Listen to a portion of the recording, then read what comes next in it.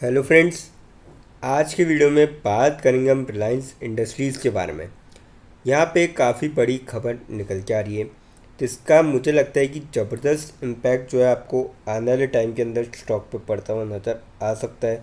तो ऐसी क्या खबर है वो देखेंगे और क्या इसका इम्पैक्ट आपको शॉर्ट टर्म में देखने को मिल सकता है या फिर सिर्फ लॉन्ग रन में देखने को मिलेगा।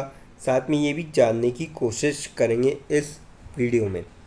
फिर हम बात करेंगे यहाँ पे कल्पतरू प्रोजेक्ट्स इंटरनेशनल के बारे में।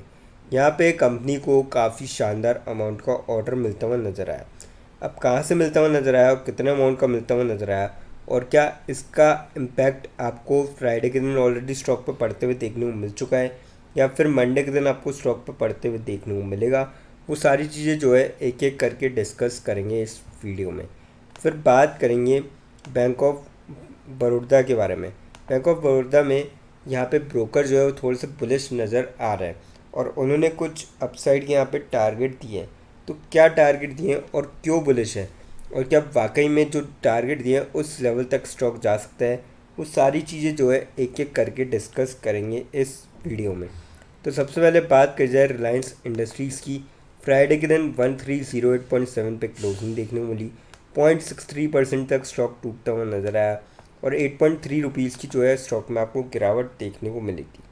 बात कर जाए अपडेट की इसके, Reliance Industries Rolls Royce announce strategic intent to partner on indigenous AMCA combat engine.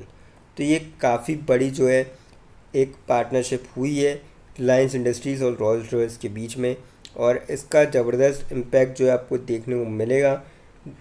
और कहीं ना कहीं मुझे लगता है कि अगर आप इस स्टॉक को लॉन्ग टर्म के पॉइंट ऑफ व्यू से उठाते हो तो डेफिनेटली आपको यहाँ पे तेज़ी बनते हुए देखने को मिलेगी। पहले हम इसको डिटेल में डिस्कस करते हैं, फिर मैं बताता हूँ क्यों बन सकती है आने वाले टाइम के अंदर। अगर आप देखोगे यहाँ पे तो स्ट्रेटेजिक इंटेंट है, पार्टनर होगा developing indigenous combat engines for India's AMCA programme with plans to explore aerospace gas turbine complex India के अंदर। और जो प्रपोज पार्टनरशिप है aims to combine Rolls Royce advance propulsion expertise with Reliance manufacturing and industrial capabilities. और इससे क्या होगा, end to end domestic engine capabilities and strengthen India's push for defence self reliance. तो ये सारी चीज़ें होगी और इसका ज़बरदस्त इम्पैक्ट पड़ते हुए देखने को मिलेगा। अब देखिए अगर हम स्टॉक की बात करें यहाँ पे ईयर टू डेट 1 जनवरी से अब तक 17% के लगभग नीचे है स्टॉक। 1611 का 52 वीक्स हाई बनाया था और करंटली आप देख रहे हो कि 52 वीक्स हाई से 300 रुपये नीचे चल रहा है। 1249 का कंपनी ऑलरेडी लो बना चुकी है। और अगर आप इसके वॉर के लेवल्स पे अगर आप नज़र डालोगे तो यहाँ पे आप देख सकते हो कि 27 फरवरी को लगभग 1400 के आसपास खड़ा था जब वॉर स्टार्ट हुआ था। तो उससे अभी भी लगभग 100 रुपये नीचे है।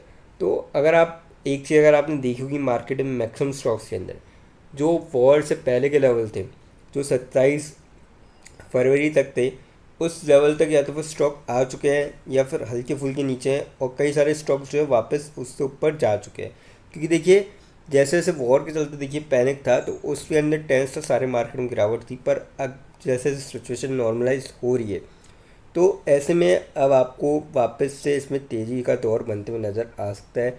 हमने क्वार्टरली रिजल्ट भी देखे थे, कंपनी के काफ़ी ज़्यादा सही थे और ऐसे में आने वाले टाइम में आपको ज़बरदस्त यहाँ पे तेज़ी बनते हुए देखने को मिलेगी। तो इस गिरावट का डेफिनेटली जो है फ़ायदा उठाया जा सकता है।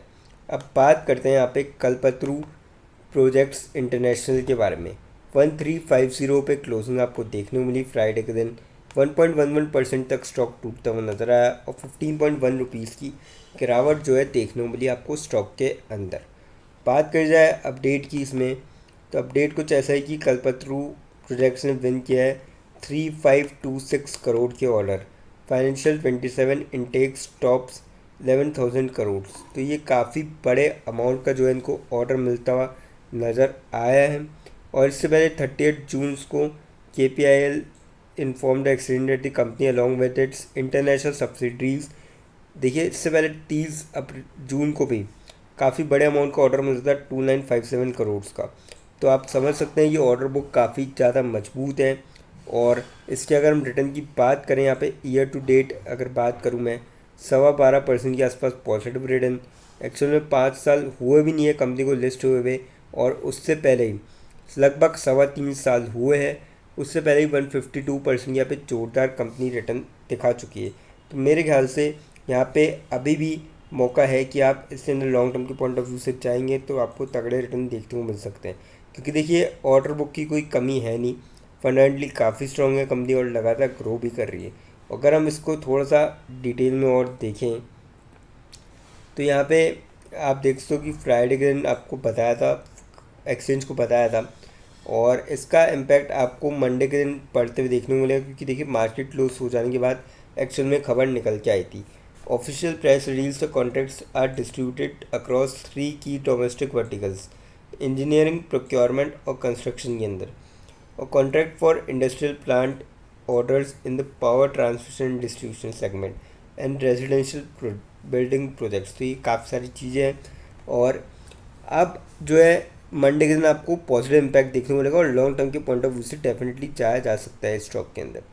कैनरा बैंक के बारे में बात करी जाए अगर यहाँ पे, बैंक ऑफ बड़ौदा के बारे में सर माफ़ कीजिएगा, तो 248.27 पे क्लोजिंग देखने को मिली, 0.11% तक स्टॉक चढ़ता हुआ नजर आया, और 0.27 की यहाँ पे तेज़ी देखने को मिली।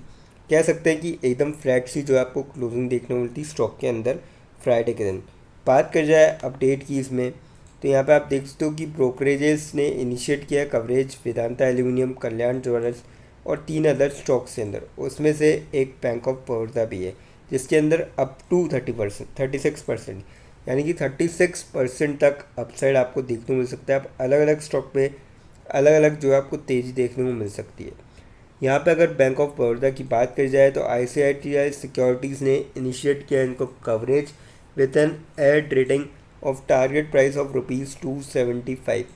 करंटली आप देख सकते हो कि स्टॉक 250 के करीब चल रहा है, और यहाँ से 11% की आपको अपसाइड बैंक के हिसाब से देखने को मिल सकता है। अब बैंक ने ऐसा क्यों किया है, क्योंकि ब्रोकरेज ने असाइन किया है a target multiple that it's slightly lower than it's estimated return on assets ROE, citing the bank's relatively weaker core pre-provision operating profit and a more value volatile growth profile।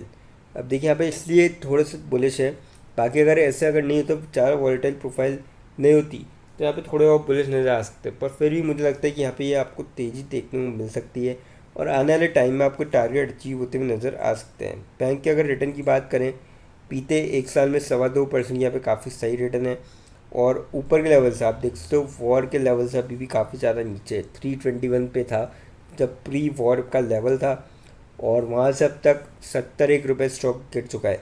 तो definitely इसका जो है आप फ़ायदा उठा सकते हैं, और आने वाले टाइम में आपको यहाँ पे तगड़े रिटर्न देखने को मिल सकते हैं।